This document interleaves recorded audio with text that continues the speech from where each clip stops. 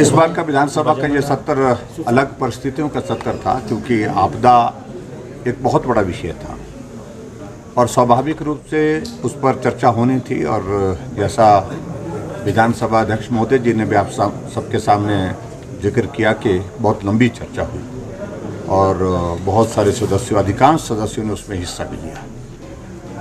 और उसके पश्चात और भी जो मसले थे प्रदेश से संबंधित, उन प्रश्नों का, उन डिस्कशंस का यहाँ चर्चा होना स्वाभाविक था, वो भी हुई है।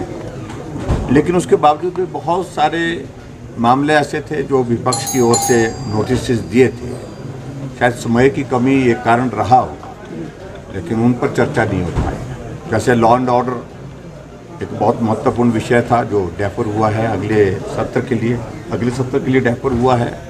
हेल्थ का एक बहुत बड़ा विषय था जो 34 के अंतर्गत विपिन सिंह परमार जी ने दिया था, वो भी डेफर हुआ है।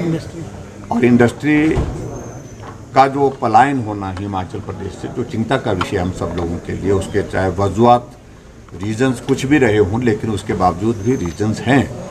और जिसमें बिजली की दरों में इंक्रीज़ होना और भी बहुत सारे इश्यूज़ हैं, तो उसके कारण वो एक सिचुएशन अलग तरह की बनी। उस पर चर्चा होनी बहुत लाजमी थी, लेकिन वो चर्चा नहीं हो पाई। मैं उम्मीद करता हूँ कि अगले सत्र में उस पर चर्चा होगी।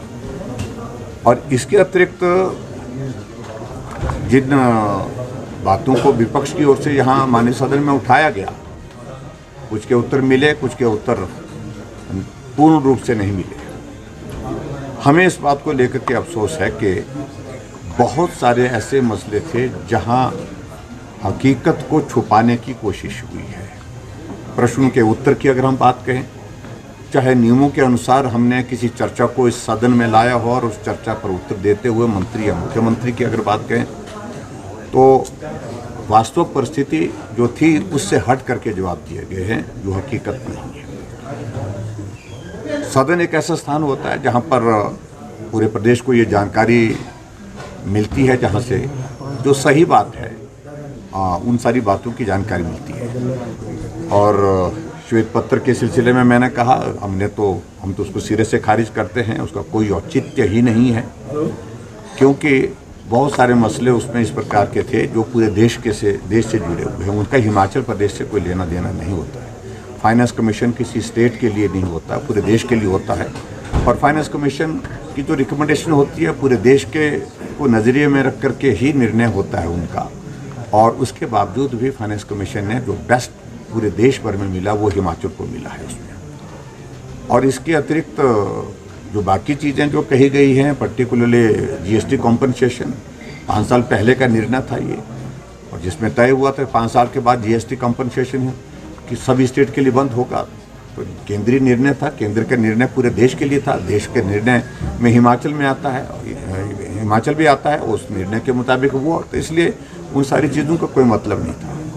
हमने 38,000 करोड़ रुपए से ज़्यादा जो कांग्रेस गवर्नमेंट का ऋण हमारे ऊपर था उसको अदा किया है, ब्याज भी और ऋण की किस्तें भी। ये भी हकीकत उन्होंने फैक्ट्स यहाँ पर माननीय सदन में रखे हुए हैं। और कल मैं प्रेस कॉन्फ्रेंस के माध्यम से भी उन बातों का मैंने जिक्र किया है। और जहाँ लायबिलिटी की बात हुई, हमने आज तक लायबिलिटी का जिक्र इसलिए नहीं किया क्योंकि गवर्नमेंट इन कॉन्टिन्यूटी होती है, और ऐसे में जो पूर्व सरकार की रिस्पॉन्सिबिलिटी होती है, लायबिलिटीज होती है, उनको अगली सरकार को निभाना पड़ता है। हमने कांग्रेस की निभाई 10,000 करोड़ की, अगर आप जिक्र कर रहे हैं, लगभग 10,000 करोड़ रुपए की लायबिलिटीज उनकी थी लोन के अतिरिक्त। क्या हमने इसका जिक्र एक बार भी किया? अब जिक्र कर रहे हैं, तब कर रहे हैं जब उसका जिक्र बार बार कांग्रेस वाले कर रहे हैं कि हम आपकी लायबिलिटीज को झेल रहे हैं। तो हमने भी झेली है भाई, सरकार है तो सरकार का ये दायित्व बनता है। उस तरह से मेरा ये कहना है। इसके अतिरिक्त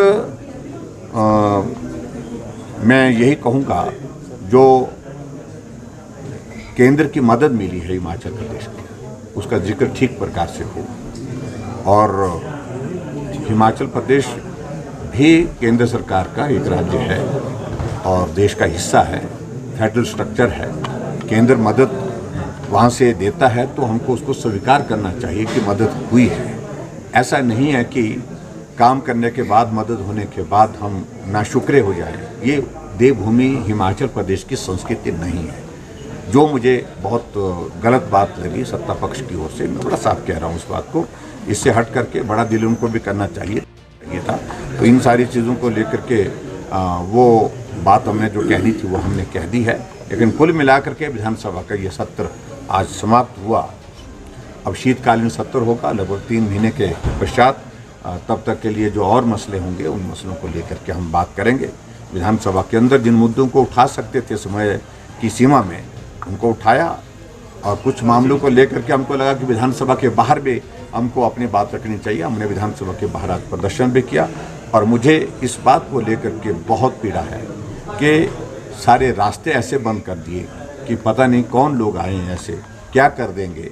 हम कानून व्यवस्था को तोड़ने वाले नहीं, शांतिप्रिय ढंग से प्रदर्शन किया, और जिसके कारण आज मैंने देखा कि विधानसभा के अंदर ये स्थिति हुई, विधायकों को भी आने से रोका गया। विधायकों का मोबाइल पुलिस के अभी पुलिस वालों के पास है, अभी तक वो मुझे मालूम नहीं प्राप्त हुआ कि नहीं हुआ। तो ऐसी चीज़ें विधानसभा के अंदर नहीं होती। इसी विधानसभा में हमने एक नहीं अनेकों लोगों को आते जाते देखा है, बिना पास के आते जाते देखा है। और आज अगर विधायक, यहाँ विधायक के साथ साथ और लोग भी जिस तरह से जिम्मेवार लोग, जैसे हमने कहा कि पूर्व सांसद जो हमारे प्रभारी उनको भी रोका गया, ये सारी चीज़ें अच्छी नहीं हैं, जो नहीं होनी चाहिए थी। लेकिन फिर भी उसके बावजूद चलो सत्र हो गया। आगे की सत्र में फिर आप सबसे मुलाकात होगी। तब तक के लिए नमस्कार। ठीक है, धन्यवाद।